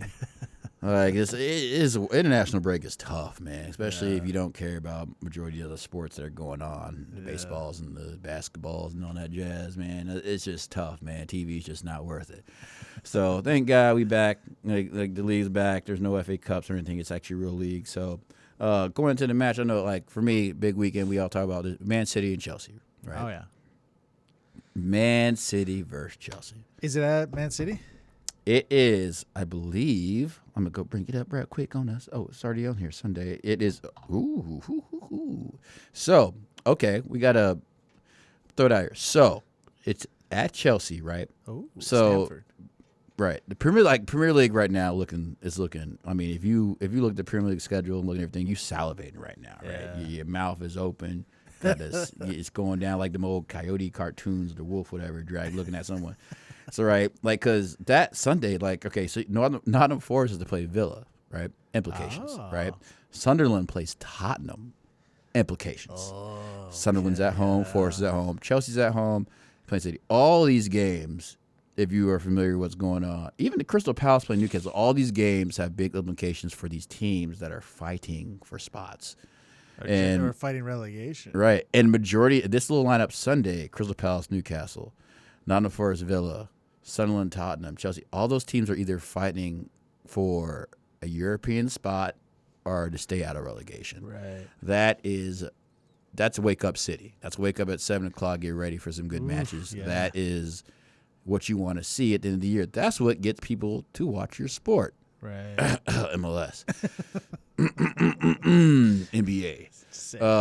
Like this is the time where more people come in and start, watching the sport, not because maybe Arsenal or Man City are fighting a title race. It's because there's other teams that are trying to get into Europa leagues, Conference leagues, are trying to just stay into the league in general. Right. We have this exciting thing with shout out to your Ryan Reynolds and your Rob McCaffrey, the Always Sunny guy, right? They got Wrexham that could potentially be in the Premier League next year. Which would be insane. Which would be nuts, crazy. Yeah. It'd be crazy, right? Like this is why I'll be watching. And I go out for what is say Spurs were to get relegated, I'll watch every game the Spurs play on Parent Champions because just so that I know they stay relegated. Like these are the hate is deep. Yeah. Oh boy. It's like this is why people watch sports, and this is why sports mean so much to people. Right. This whole last 7 games, man. If you don't know anything about footy, just start watching right now. Yeah. Just go ahead and watch. This is always the best time too, because this Great is the time. run-in. This is it. March, April is when you should. Yeah. If you're not interested, start watching now. Yeah, and then like if you think, and I'm just sorry to jump on EPL, but like if you want to watch another league, I mean, we still have literally Spain's league, Santi Cazorla. Shout out to the GOAT. Santi Cazorla got Real Oviedo back into the La Liga, and that playoff was like still going on in like June or something. like I was like, I remember just going to the FootMob app and being like, it was just scrolling down, I'm like, what can I watch? It's so boring. And it was like, La Liga Segunda, and I'm like, what? It's really like it was wild. Like it was like so late that I was like, how are they gonna recruit for the next season? It was like, yeah, like they literally won, got promoted, and they may have had like maybe a month and some change to get ready for La Liga. Like that's how how late that is, and that's very, very cool too. So like the promotions, and I think like a lot of these leagues are starting to kind of do cool stuff with the relegation and promotion. I don't know if it's just giving these other smaller teams a chance to make more money, make it big, whatever it is, just soccer expanding. But it's really cool. I think the Bundesliga did something different. I think they have like a playoff system as well. Liga has a great one. The Championship has a great one, probably like if not the best one. So like MLS has nothing. Just don't know there. So like all these leagues like this time, and if you care, it's like this is the cool stuff. Even in Italy, man, there's like cool teams that can come up and go down. So I love this part of soccer. I'm like, this is one of like Sebastian said, I do watch Championship. I even watched Lincoln. I mean, like what Lincoln City, like beat Reading, whatever this past weekend. Now they're getting promoted to Championship. Like those little things about those little dreams of the bartender making it to the next level is pretty cool. That's kind of what the sport was, and what, in my opinion, what made the game great. Which, when it comes to me being club over country, it's like things like that make me cherish the club aspect over than what's the country stuff. Yeah. But I'm still talking about anyway. So after these games go into the weekend, do you think, and especially like this like game right now, like the Nottingham Forest, in my opinion, like the Chelsea Man City, yeah, big game, right? Okay. My question with that for you, Seabass, is do you think, and in my opinion, I think now that this other speculation came up, I think Pep, I'm 50-50 if he's going to go or leave. I think it's interesting that they were talking about this. The Italian national team job kind of came up out of nowhere, and they're looking at him, and I'm like, for Spain, for Italian national team. Italian, yeah, and they were like talking about they were trying to go in for Pep, and I was like, I feel like at this point, Pep could either, I think he has, does he have 1 year left? Right, he has 1 year left on the contract. Was he? He's either going to be like, I've done everything I need to do here, and he'd probably be like, yo, I'm comfortable just slide into the national team. That really doesn't have, like, their expectations aren't going to be crazy, right? Because they still have a couple of years after this. So the Euro is going to be the next big thing, right? I feel like that's, like, the next thing he would want to conquer. He's like, I mean, he's even, and then, like, it's one of those things, like, I also was like, if he does leave, do you think the Chargers are going to come as soon as he goes? Well, for the first part, I'm not sure if he will leave. My gut says that he will. I think he should. I think he's at the point where, like you said, he's won everything, and I think I would like to see it similar to like kind of Klopp and just kind of go and either do your own thing or go find. I mean, the Italian national team is kind of interesting because that's a whole new challenge, and it's a very different way of doing it and approaching what he's already been doing. So it would be cool if he could. Man, imagine if he brings that team back. That would be. Man, yeah, right. That's insane. Yeah, and I feel like he said. I feel like they were trying to approach him a while ago about doing a national team job, and he just was. I think he said like he just wasn't like not interested, like not ready, not at the point in his career. And I feel like, yeah, if you're like as he gets older, I feel like in his position, like a national team job is like a job. If it's me, like if I was coaching, I was club coach, I feel like a national team job is not something I'm gonna do until I get older. Yeah, just because it's like I feel like it's an old man's game. Yeah, and I feel that's why I feel like. I feel like it's an old man's game. Just because it's like an old. I feel like it's an old. I feel like it's an old man's game. Just because it's like an old. I feel like it's an old man's game. Yeah, just because it's like an old. I feel like it's an old man's game. Yeah, just because it's like an old. I feel like it's an old man's game. Yeah, just because it's like an old. I feel like it's an old. I feel like it's an old man's game. Yeah, just because it's like an old. I feel like it's an old man's game. Yeah, I remember Pep saying that about Klopp, where he said like he'll be back eventually, and I think Klopp will. In similar, like I think he will end up at the national team at some point, or Right. a national team, and I feel Klopp or Pep should probably, he's getting there. I could see him staying if he wants to, but it's kind of like, I don't know. I think it's more of like kind of, I don't know if he's burnt out like Klopp was, but it's one of those things of like, maybe it's more respectful if he does it on his terms, right? Mm-hmm. And I think it's the only way that it'll happen. Now, if he does leave, I hope the charges come in, because I think because there was rumors of the Chargers coming in and they were going to get a 60-point deduction, blah blah blah. If it's gonna happen, that new article, great. Yeah. I would rather those 60 points get deducted next season, at the beginning of next season. 60 points is essentially, no matter when it happens, but it makes sense to do it at the beginning of a season. Mm-hmm. Because if you do it at the end of the season, no matter who's ahead, if it happens right now, Arsenal wins it, they're going to always be like, well, you only won it because, man. Right. It's always going to be attached to that. And that's not fair. That's not fair to whoever's going to win it. So they should do it at the beginning of the season and be like, this is how we're starting. You're minus 60. Good luck. And that basically means they're relegated. I mean, right. Maybe not, but probably. Yeah, think about it. It's like, so 38 games. No, that's 60 points. I mean, even if you win. So like what, 54? Yeah, not 54. I'm sorry. There's 114. Is that what I'm thinking? I don't know. Points total. So like they could. I mean, you'd have to be perfect. Yeah, you better. But like, I think they would. I could see like it'd be kind of cool for that to happen. Just see what that would happen. If, like, what would happen if the players do stay? Like, so that team could be good enough they could still not get relegated, but they'll just be in the bottom 15. I mean. Now, and that's what they deserve. What would be cool is if they were to give the 60-point deduction and Pep stays and Pep goes for that challenge to see if he can actually do it. So that would be interesting. It also would be cool for him to do it because also be like, well, let me own up to like, all right, get that this happened in the background, but let me show you what I can do to get us back in the situation. You know what I mean? Like, all right, because I'm pretty sure he was the manager when this happened, if I'm not mistaken.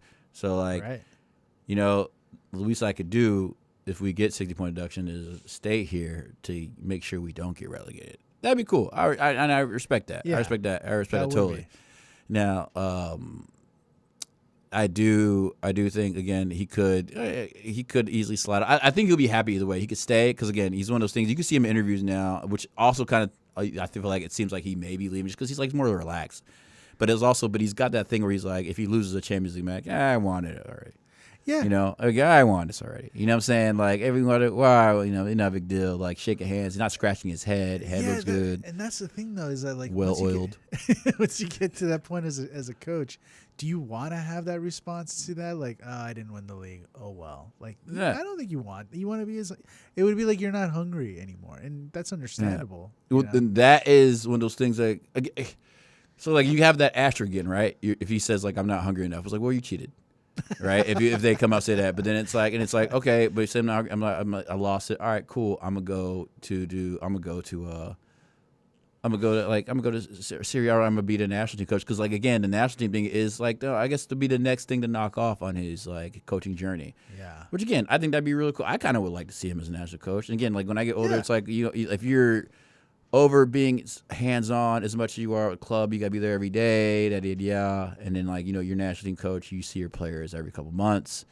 You're more or less on the outside looking in, you know what I'm saying, looking at who's getting hurt, who's not hurt, who's performing, who's not performing well. Like, that'd be cool. And, like, doing your own style within the national team. I think that would be more his style because, again, he doesn't have to do it every day. Right. It's more like watching again, he's taking notes and making sure, keeping up the tabs on the players that he's looking for. Could be see what's next.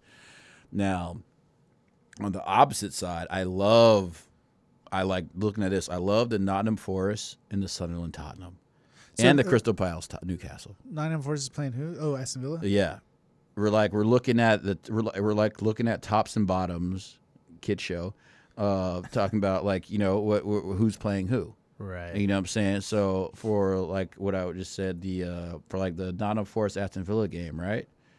You got Forest, who's at what? 16. Villa at 4. Both need to win. Both need to win. You know what I'm saying? Both need to win. Sunderland, Tottenham. Where we at? Sunderland, if they 11. want to get into European. Yep, they jump in. Yeah, and they win. They're up there with Everton. That's so. And again, Tottenham. We all know what Tottenham needs to do. So like, and then Crystal Palace, Newcastle too. Same thing, same deal. In my opinion, they're right next to each other, but Newcastle still has a chance. And Newcastle really needs to get in Europe. If Newcastle's not in Europe, man, goodbye to Nally. Goodbye, Guimaraes. Yep, goodbye, Guimaraes. Probably Anthony Gordon. Yep, Yeah. like they're going to be torn apart. Oh yeah. They're going to be. I mean, yeah, they're going to go Sharks through come it. for them. Yeah, they're going to go through it, and you know sometimes that's all she wrote for a couple years in the EPL. Yep. You're gonna be fighting it. Yeah, I mean, Isak was the first domino. The fact that we were able to pry him is a miracle. But now it's like open season if they don't get it. It's funny, man, and you know, it's like so.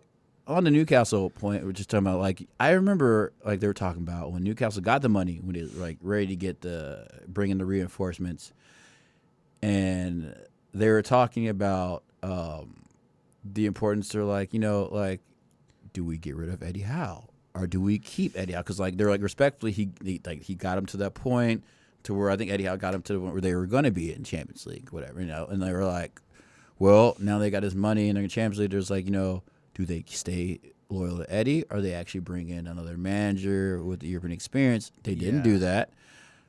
I'm not gonna be one to be like, oh, that's the one that shot him in the behind.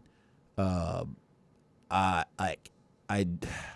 see. The thing is, though, Eddie Howe at Newcastle, he has, in my opinion, reached like Simeone status. Yeah, that's what I'm saying. Yeah, right. They'll follow him no matter what. Like when the whole Isak saga was going on, I was going on to Newcastle Reddits and stuff like that, and listening to them talk, and they revere him. They love him. Mm-hmm. He can do no wrong, and it's like he hasn't really won you guys much, if like a Moose trophy. Cup, yeah, But they love him. So it's as soon as Simeone, it's like, all right, you guys want to keep watching that brand of soccer, I guess, but yeah. So I don't think they'll get rid of him. I think the owners will. It'd be a tough sell to the sporters. Get rid of unless you bring in someone like Luis Enrique or which is not going to happen. I think that's a great point, because who are you going to, like, if Newcastle stays Newcastle, like say in their mid-table team, they just don't have in Europe. Like, what better coach not to get you back than the coach that kind of got you to that point, right? Eddie Howe, like, you're not. Like, we act like there's a grocery aisle coaches that right there just say, you're going to be, he's a good one. He's going to get me here. He's a good one. Get me here. It's like, no, you kind of have to, you kind of have to bite the bullet on some things and realize what you have in front of you is what your best things you're going to get. Like, not everyone, you're not going to, like, even the Cesc Fabregas, which seems like too many good at Como. That's not bad. Like, the other big clubs are already looking at him. Right. Like, he ain't going to Newcastle. Like, sorry. But the funny thing is if Slot gets fired, dude, they could do worse. Man, they already talked about that Arteta. They're like, they bringing in. Bro, Arteta, they bring in Arteta if Arteta gets fired? They're like bringing in the former Arsenal winner, the Cesc Fabregas. I'm just like, I'd be like, all right. I mean, even that happened, like, I don't. That's not gonna happen at all. Because someone would be like, yeah, that'd be cool. But man, like, that's hot. So Fabregas is hot right now, man. But he's like, I also don't want him to go into a Xavi situation where Alonso was hot and then he goes to Real Madrid and just goes Real Madrid. Like, thankfully, everyone was pretty much like, you know what, man, that's because of Real Madrid. Like, there's not a lot of people that be like, yo, this is Xavi's fault. They're like, Real Madrid tripping. Like, but you brought up someone that I just remembered, not Xavi Alonso, but Xavi from Barcelona. Yeah. Oh, yeah. Why hasn't anybody gone after him? Because he's not a bad coach, and he is available. Good question. Like, no one has ever gone after him. The excuse is like, well, he's not great in Europe. It's like, but he won the league. He won the Spanish league, and not only that, he won it with like allowing like 20 goals. Yeah.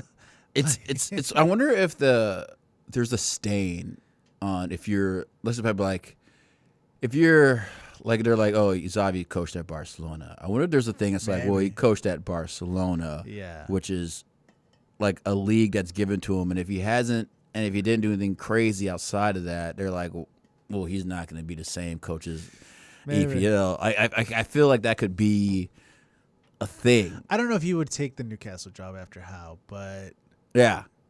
Well, that's because that'd be a lot of work. Depending if you lose everyone too, it'd be a lot of work. So like, and my thing is like, it'd be perfect for. Or listen, if they. My thing is like it should be a Newcastle. It'd be such a like a UK footy team to do. Like so, if they even got rid of Eddie Howe, because it would make more sense to keep him, because they would probably bring in another English coach.